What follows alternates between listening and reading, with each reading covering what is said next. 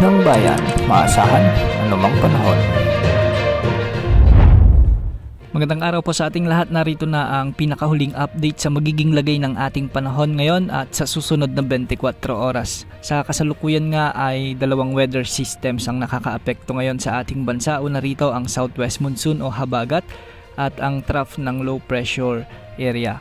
Dahil nga sa pag-iral ng hanging habagat ay makikita natin sa ating satellite animations na maraming lugar ngayon ang nakakaranas ng maulap na kalangitan na may mga kalat-kalat na pagulan at thunderstorms sa may Mimaropa, Bicol Region, Western Visayas, Negros Island Region, Zamboanga Peninsula, Bangsamoro Region at Quezon Province. Kung mapapansin natin ay bumaba ng bahagya ang pag-iral o yung epekto ng hanging habagat sa mga lugar na ito. Ibig sabihin nito, ito ay sanhi ng papalapit na low pressure area. Pinag-iingat natin ang ating mga kababayan sa mga nabanggit na lugar sa banta o posibilidad ng mga biglaang pagbaha o pagguho ng lupa, lalo na kung may mga katamtaman hanggang sa kung minsan ay malalakas na pagbuhos ng ulan.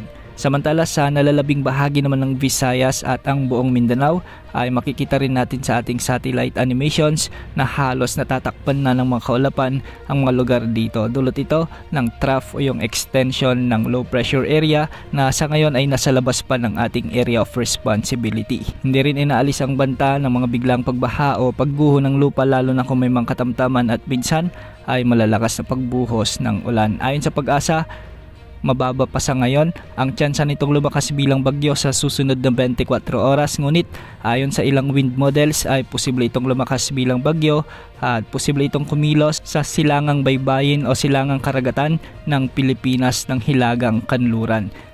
Palalakasin nito ang hanging habagat na magdadala naman ng mga pag-ulan sa Visayas at Luzon area, lalo na sa kanlurang bahagi ng mga rehiyon dito. Hindi naman nakikitang tatama o maglalandfall ang potensyal na bagyong ito, at kung sakali mong maging bagyo ay tatawagin itong bagyong Auring, ang unang magiging bagyo na papasok at mabubuo ngayong taon dito sa ating bansa. Samantala, southwest monsoon pa rin ang nagdadala ng bahagyang maulap hanggang sa maulap na kalangitan na may mga kalat-kalat na pagulan at thunderstorms sa Metro Manila at sa nalalabing bahagi ng Luzon. Pinag-iingat pa rin natin ang ating mga kababayan sa mga nabanggit na lugar sa banta o posibilidad ng mga biglaang pagbaha o pagguho ng lupa, lalo na kung may mga umiiral na severe thunderstorms. Sa kasalukuyan ay wala pa ring nakataas na gale warning sa anumang baybaying sakop ng ating bansa, at ang mga pag-alon sa mga baybayin o karagatan ng northern at western sections ng Luzon ay posibleng umabot hanggang 2.1 meters,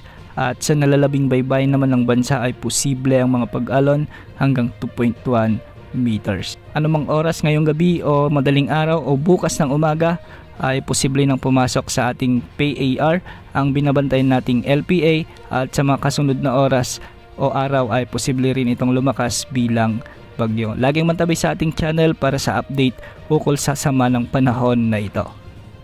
Yan ang update sa lagay ng panahon. Ito po ang weather update ng bayan, maasahan anumang panahon.